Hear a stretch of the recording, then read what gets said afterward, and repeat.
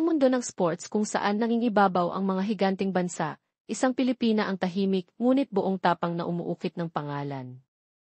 Siya si Alexandra Alex Ila, ang batang tennis prodigy na unti-unting isinusulat ang kasaysayan ng Pilipinas sa pandaigdigang entablado. Ipinanganak noong Mayo 23, 2005, si Alexandra Maniego Ila ay lumaki sa isang pamilyang may malalim na pagmamahal sa sports. Anak siya nina Michael Ila at Riza Maniego Ila, isang dating atleta at opisyal ng Philippine Sports Commission. Sa murang edad pa lamang, nakitaan na si Alex ng galing at dedikasyon sa tennis. Sa edad na 8, nagsimula na siyang mag-training ng seryoso. Hindi naging madali ang kanyang paglalakbay, pero dala ang suporta ng pamilya at determinasyon, unti-unti niyang nakuha ang atensyon ng mundo. Isang malaking hakbang sa kanyang karera ay ang pagtanggap niya sa scholarship mula sa prestihiyosong Rafael Nadal Academy sa Spain. Dito mas pinaghusay ni Alex ang kanyang laro, natuto sa pinakamahuhusay at nakipagsabayan sa mga future stars ng tennis. Noong 2020, isinulat niya ang kasaysayan nang manalo siya sa Australian Open Juniors Doubles kasama ang Indonesian partner na si Priska Nugroho. Hindi doon natapos ang kanyang tagumpay. Noong 2021, siya ay muling nagpakitang gilas ng manalo sa French Open Girls Doubles, at noong 2022, siya naman ang kauna-unahang Pilipina na nanalo sa Open Juniors Girls Singles, isang tagumpay na itinuring na makasaysayan.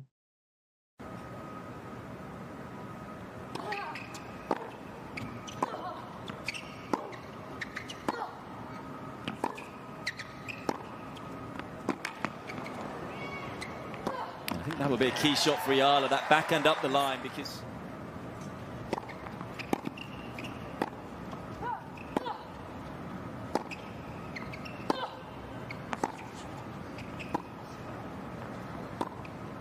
that's brilliant from Swiatek.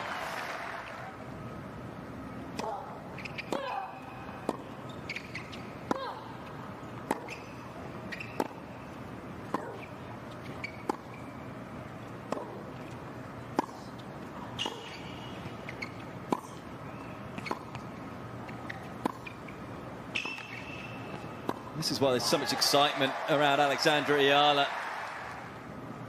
Habang patuloy ang kanyang pagsabak sa mga international tournaments sa ilalim ng Women's Tennis Association, WTA, si Alex ay patuloy na nagpapakita ng gilas, tapang, at puso, ang tatak ng isang tunay na Pilipino.